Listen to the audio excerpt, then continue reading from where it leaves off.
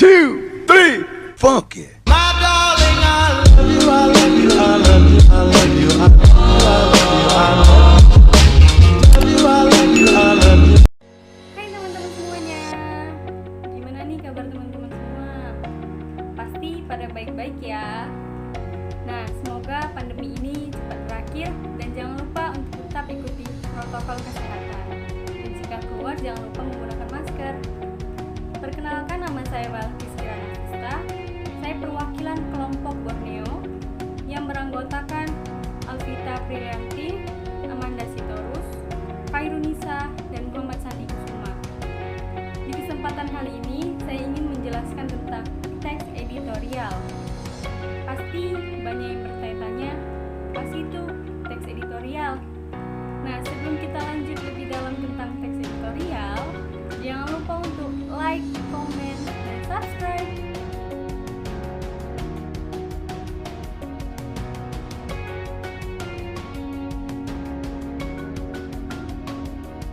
Nah, ini dia teman-teman, ada beberapa gambaran tentang teks editorial.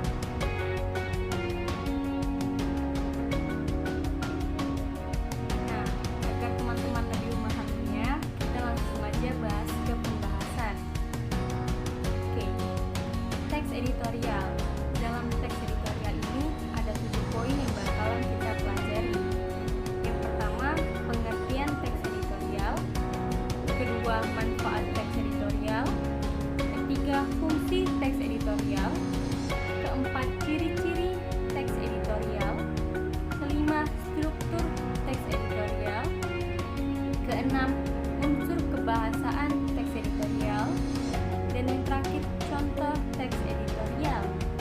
Nah, kita bakalan pelajari dari yang pertama, yaitu pengertian teks editorial. Kita lanjut aja. Oke, pengertian teks editorial adalah sebuah artikel dalam surat kabar yang merupakan pendapat atau pandangan redaksi terhadap suatu peristiwa aktual atau sedang menjadi perbincangan hangat pada saat surat kabar itu diterbitkan. Teks editorial ini merupakan opini atau pendapat yang ditulis oleh redaksi sebuah media terhadap isu aktual di masyarakat. Nah, teman-teman, teks editorial ini juga bisa disebut dengan tajuk rencana karena ada beberapa media yang mengatakan ini editorial dan ada yang mengatakan ini tajuk rencana. Oke, tapi untuk pengertiannya itu sama saja. Kita lanjut ke berikutnya. Manfaat teks editorial. Yang pertama, memberikan informasi kepada pembaca. Yang kedua, merangsang pemikiran pembaca.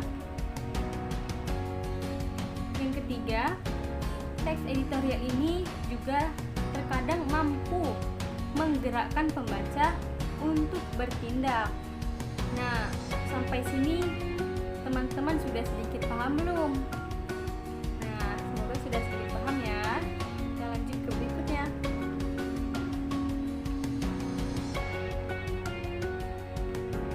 Nah, ini dia fungsi teks editorial. Yang pertama, menjelaskan suatu berita dan akibatnya kepada masyarakat. Kedua, memberi latar belakang dari kaitan berita tersebut dengan kenyataan sosial dan faktor yang mempengaruhi dengan lebih menyeluruh. Yang ketiga, mempersiapkan masyarakat akan kemungkinan yang bisa terjadi. Dan yang terakhir, meneruskan penilaian moral mengenai berita tersebut. Oke, lanjut ke berikutnya. Ciri-ciri teks editorial. Yang pertama ada faktual dan aktual. yaitu topik teks harus mengangkat informasi yang sedang hangat diperbincangkan oleh kalangan masyarakat. Nah, ini biasanya disebut dengan up to date, yang sedang hangat-hangatnya atau yang banyak diperbincangkan saat itu. Nah, yang kedua, sistematis dan logis, yaitu teks tersusun sesuai struktur dan kaidah kebahasannya atau unsur kebahasannya, dan isi teks masuk akal dan tidak imajinatif. Oke, kita lanjut yang ketiga, argumentatif, yaitu teks mengutarakan argumen atau opini pribadi berdasarkan pandangan redaksi. Nah, itu dia. Kita lanjut ke berikutnya. Struktur teks editorial. Yang pertama, ada tesis. Nah, disebut juga pernyataan pendapat.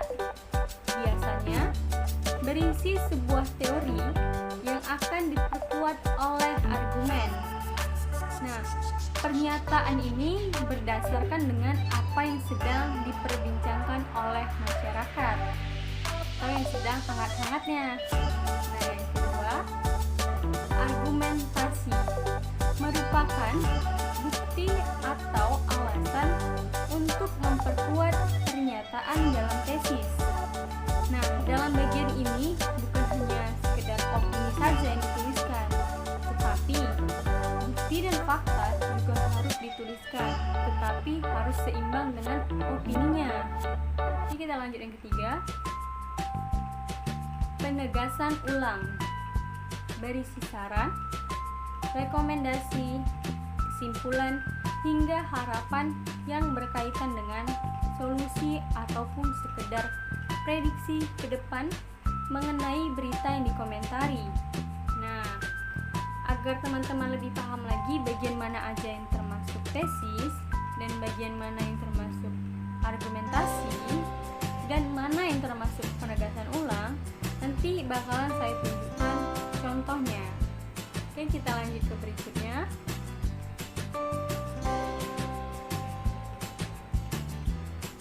Nah, ini dia unsur kebahasaan teks editorial. Yang pertama, menggunakan kalimat retoris, yaitu kalimat pertanyaan yang tidak memerlukan jawaban. Contohnya sindiran, memberikan saran, dan pesan untuk orang lain. Nah, ini dia ada sedikit contoh. Nih, di mana rasa kasihanmu pada anak-anak jalanan itu? Mengapa kamu begitu sulit untuk dipahami? Nah, itu dia contohnya. Yang kedua, menggunakan adverbia, menunjukkan penegasan supaya pembaca meyakini teks yang dibahas menggunakan kata keterangan atau adverbia frekuentatif. Contohnya selalu, biasanya, sering, kadang-kadang, dan sebagainya. Nah, yang ketiga, menggunakan konjungsi, kata penghubung pada teks. Contohnya bahkan, lagi pula, selain itu. Nah, yang keempat ada menggunakan verba. Nah, ini terbagi menjadi 3. Yang pertama, verba material, menunjukkan peristiwa atau perbuatan fisik. Contohnya seperti ini. Budi mendorong Andi dengan sekuat tenaga. Nah, kata mendorong itu termasuk verba material. Contoh yang kedua, gubernur mengendarai sepeda menuju kantor wali kota. Kata mengendarai itu juga termasuk verba material. Nah, yang kedua, verba relasional, menunjukkan hubungan sebab akibat atau menjelaskan identitas dan bisa juga menyatakan kepemilikan. Contohnya seperti ini. Gempa bumi menimbulkan banyak korban jiwa. Nah, kata menimbulkan itu termasuk hubungan sebab akibat. Yang kedua, sekolah itu mempunyai 4 jurusan. Kata mempunyai itu menjelaskan tentang identitas. Oke. Yang ketiga, verba mental, menunjukkan adanya persepsi. Ini dia contohnya, masyarakat khawatir virus COVID-19 terus meningkat. Nah, kata khawatir termasuk verba mental. Contoh yang kedua, anak itu menangis saat ayahnya meninggal. Nah, kata menangis termasuk verba mental. Oke, sampai sini sudah sedikit paham teman-teman. Nah, kita bakal lanjut ke contoh teks editorial. Oke, contoh teks editorial.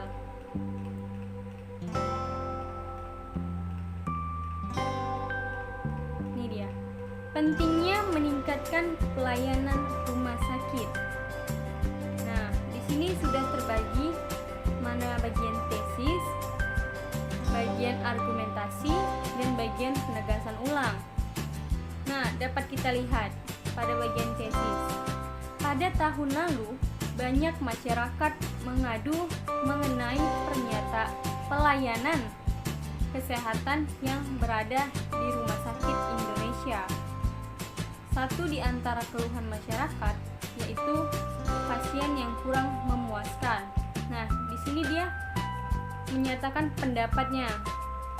Nah, pada bagian argumentasi dapat kita lihat seharusnya pemerintah lebih mengutamakan bidang kesehatan dengan cara membarui atau meningkatkan mutu setiap dokter di Indonesia. Hal itu dilakukan demi meningkatkan pelayanan dan memberikan kepuasan pada masyarakat. Terdapat pengaduan yang berjumlah sekitar 268 dan dilaporkan kepada Kementerian Kesehatan. Namun, pada kenyataannya masih banyak laporan yang belum diterima bahwa masyarakat masih kurang puas dengan pelayanan rumah sakit yang diberikan. Nah, di sini dia memperkuat tesis yang tadi. Nah, itu dia. Pada penegasan ulang, masyarakat terus berharap agar mendapatkan peningkatan pelayanan rumah sakit yang ada di Indonesia guna membuat pasien menjadi lebih nyaman. Di sini dia memberikan saran ya seperti itu. Ini ada juga contoh dari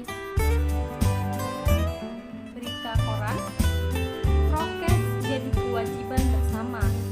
Nah, dapat kita lihat dan dapat kita analisis juga bagian mana yang termasuk tesis, argumentasi, dan penegasan ulang.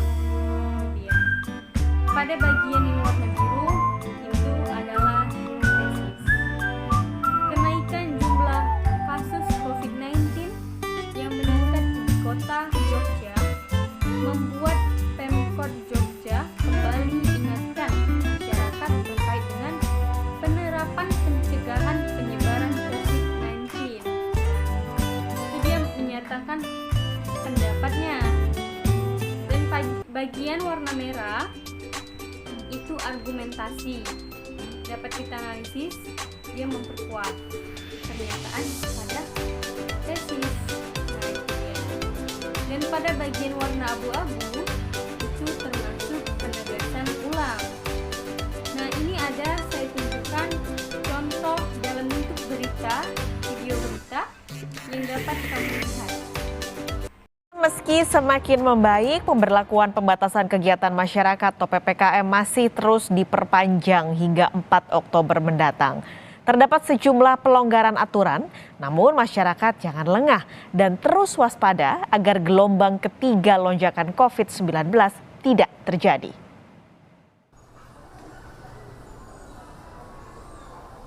1,5 tahun sudah pandemi COVID-19 melanda Indonesia. Kini, pandemi di tanah air terus menunjukkan perbaikan.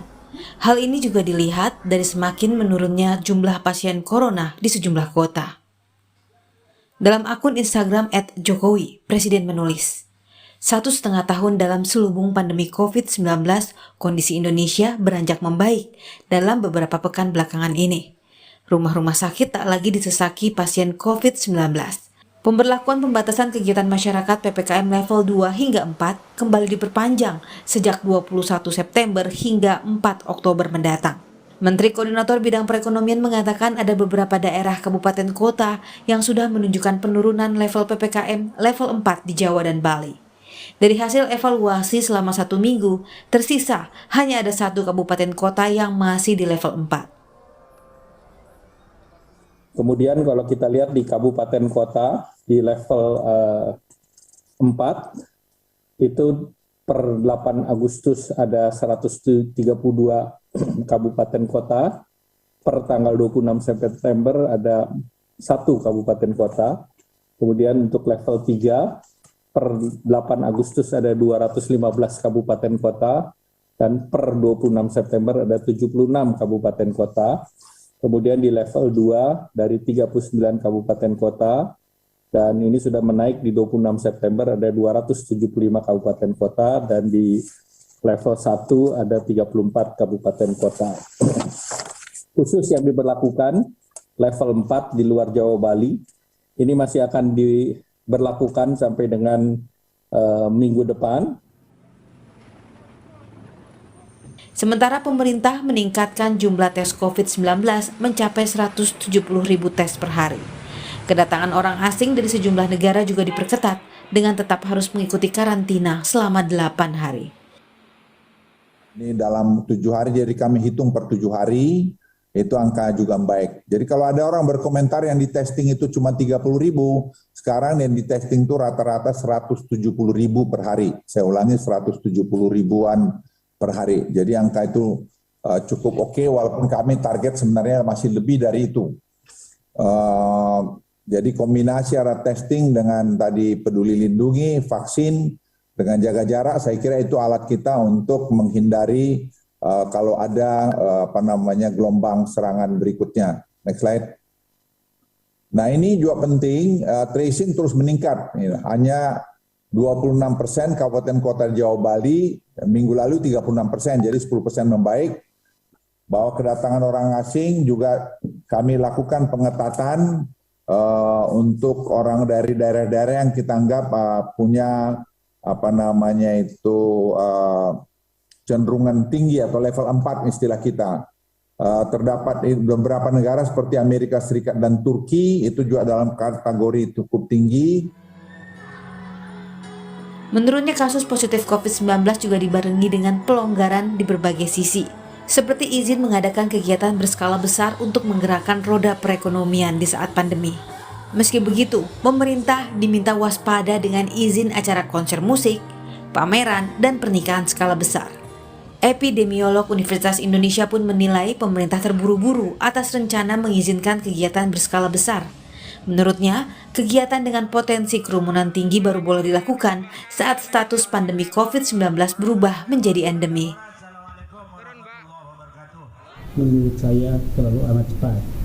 Seharusnya pemerintah itu melakukan langkah-langkah berupakan step dari pertama memastikan apakah kasusnya itu memang benar-benar menurun dengan melakukan tes yang standar 1 per 1.000 populasi per minggu di seluruh kabupaten, kemudian